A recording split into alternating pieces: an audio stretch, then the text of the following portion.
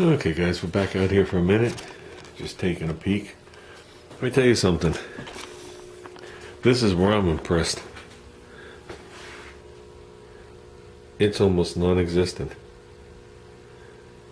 That's how well it laid out. That's amazing. That the line's almost non-existent. So obviously it didn't die back, at least overnight. I've been keeping it at a steady 71 degrees. That's 61% humidity. So that's good. That's what we were keeping it at. That's what these things are regulating it at, which is pretty good considering I got a big hole in the ceiling. I gotta fix this light. I bent that light when I was cleaning it up. This is what I wanted to show you guys.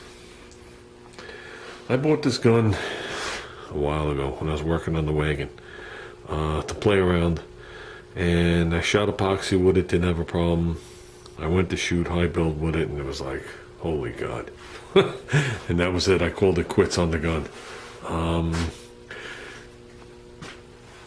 And in the process of doing that, okay, the first cut cracked right here. Okay, so I went and I bought another cheap gun. I bought a cheaper gun. Believe it or not, they had, at that time, they had different levels of these guns. And I took the cup and I wound up handing the other gun to Ruben. Never used. So the other day, the cup wouldn't seal on the top. Okay, and it was doing me left and right. It's in the garbage, it's gone. And I ran and I bought another gun for the cup. Because they don't sell just a cup. They sell that metal cup, which I have, which is like this tall, and I figured it'd be a pain in the ass. That's a nice size for the, tight area. I only use this thing because I was in a tight area. The fan is only so big. I mean, I didn't measure it, but the fan is only so big. I don't know where my measuring implement is. I think it's where I walked in.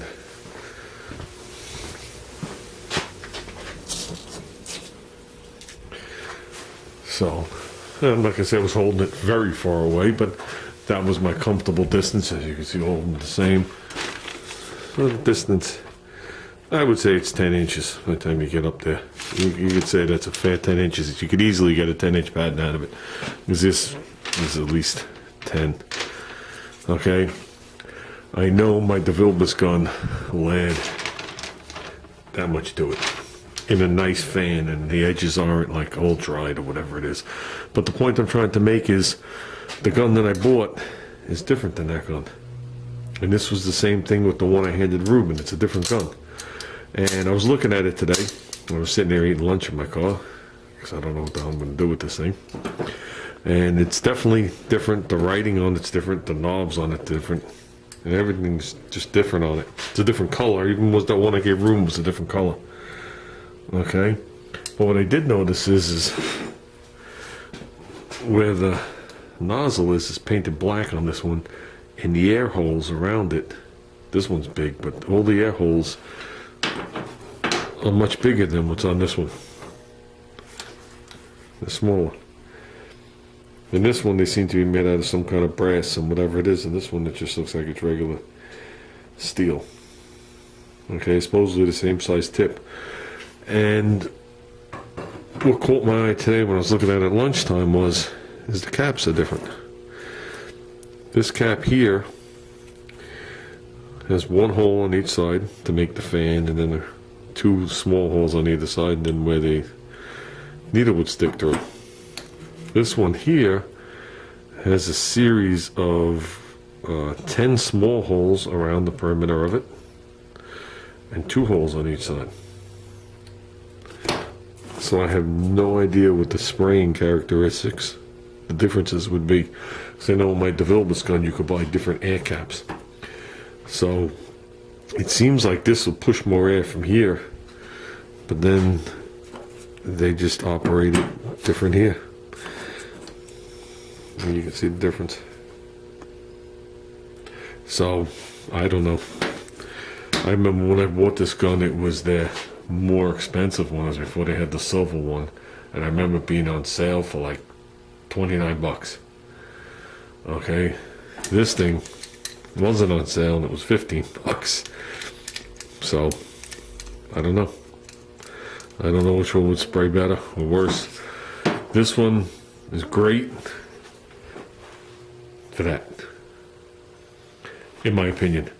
Where I had a smaller area, I said to Junior, I said, my fear was if I use this on the car, I might get some striping. Me personally, the way I paint. I don't think the fan was big enough.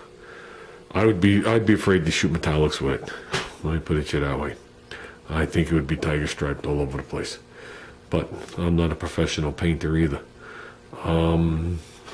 Junior just asked me a few minutes ago, he goes, as we're jockeying this around and working on it, can we just pick one day, bring the Outlander in here and give it a scuff and shoot down the left side? Which I never did, obviously. And I said, just a scuff and shoot. And he goes, absolutely, as long as it's one color when I'm driving down the road. Because right now, the fender's black.